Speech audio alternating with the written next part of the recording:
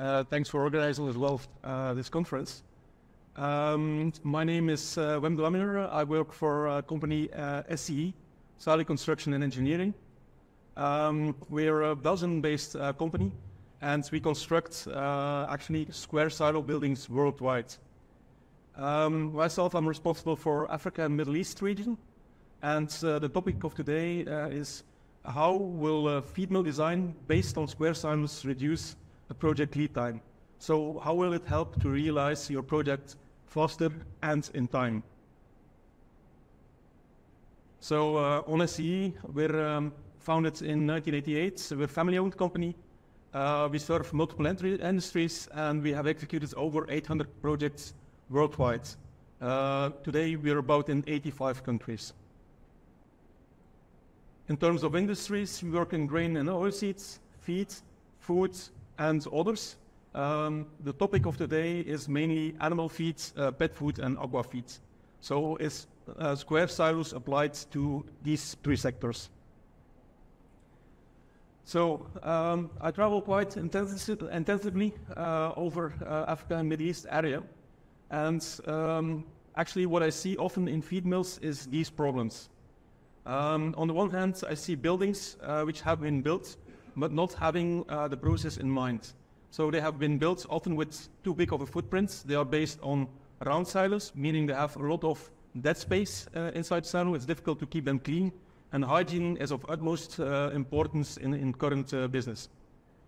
Then secondly, if you look at the silos in storage, often you see that it is silos which are not adapted to the product which is stored.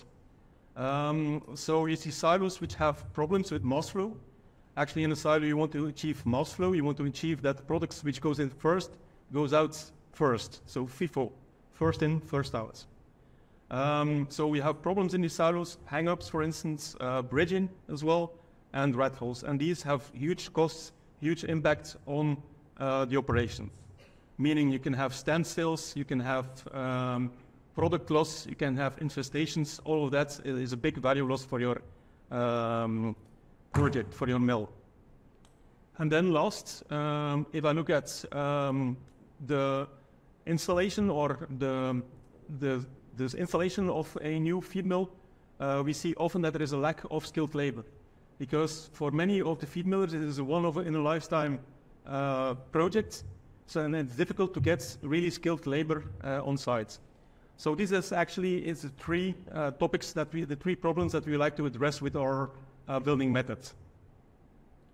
So first of all, store more. On the left-hand side, you will see a typical building based on round silos. You see actually that there is a lot of space in between these silos, which has no use, no value. Also, in that space, there is columns, there is beams, so you have to have a building around it. If you look to the right-hand side, you will see a square silo building, which is on the same footprint. And you see there is no space in between the silos. Actually, you have much more capacity on the same footprint. You have up to 40% more capacity and a much cleaner building.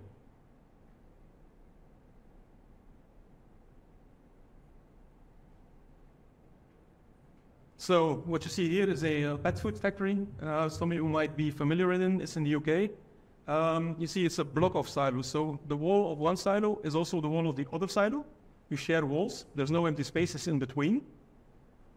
The walls, actually, they are smooth walls. They are twin skin smooth walls, meaning that actually the wall is insulated. So it's very good for humidity. It's very good to avoid condensation. Also, if you compare to rounds, you can easily do other shapes. You can, instead of square, you can do rectangular and adapt to the process.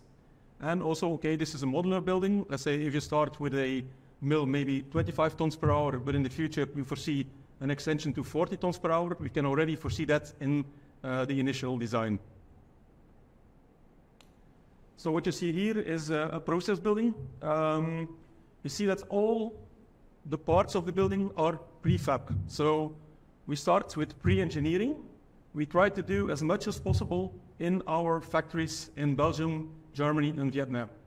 Why is this? It's because what we do in a factory is in a controlled environment and has much better quality than what is done on a job site, where it's difficult to find the right skilled labor. It's also difficult to control the environment.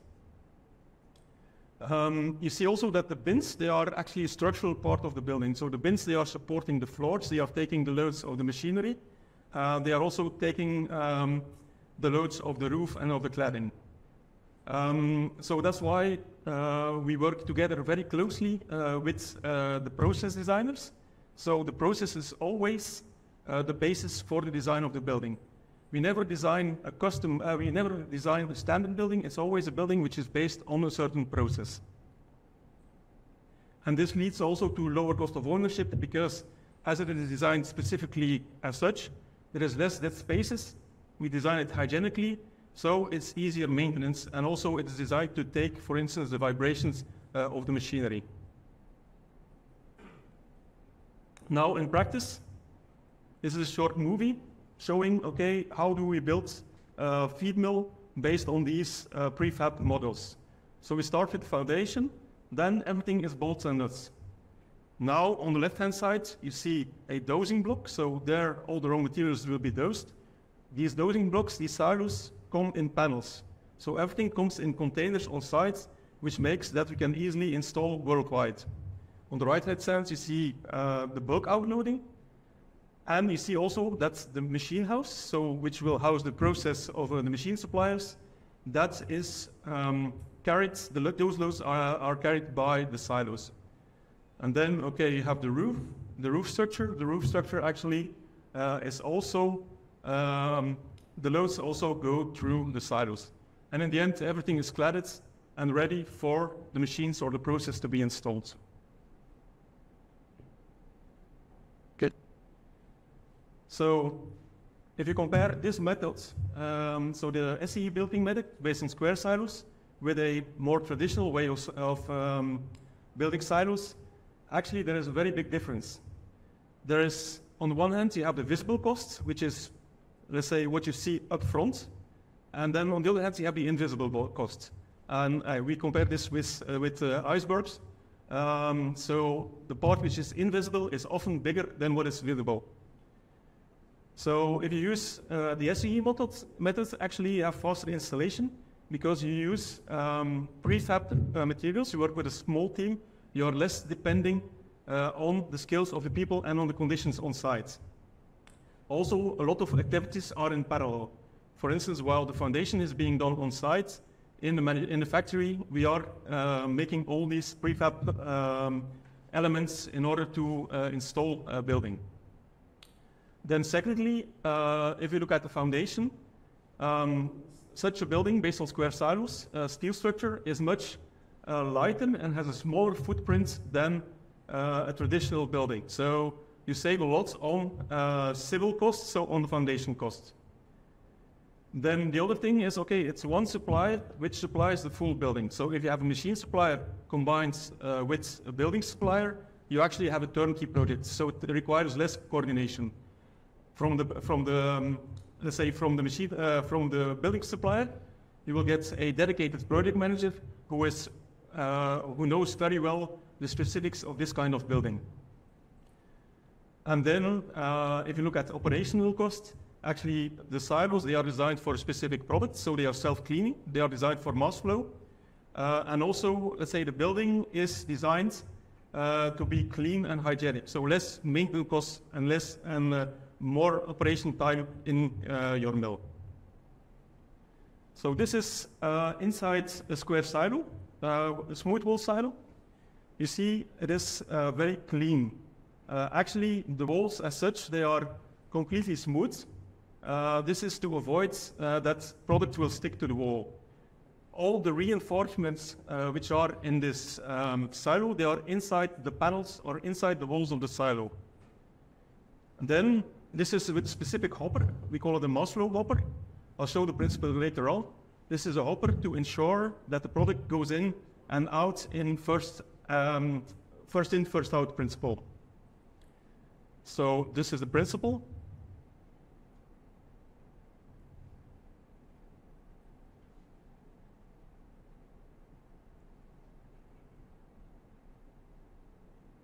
Okay, so the advantage of round versus square, what you see now in yellow is actually the volume you have if you have a round silo. Now you see the volume if you have a square silo. So that's a difference of approximately 40%. Problem with badly designed square silos is this. Actually, the center of the square silo will flow faster than the outsides. And this will lead for product to build up in a square silo. So this is called funnel flow. It can lead to bridging. It can lead to a silo not functioning anymore. This is our silo, our hopper. Actually, this is designed for first in, first out. We have the same angle all around. There is no valley angle in the hopper. And now you will see both types of hoppers next to each other. So on the left hand, you have the funnel flow, which is what we want to avoid.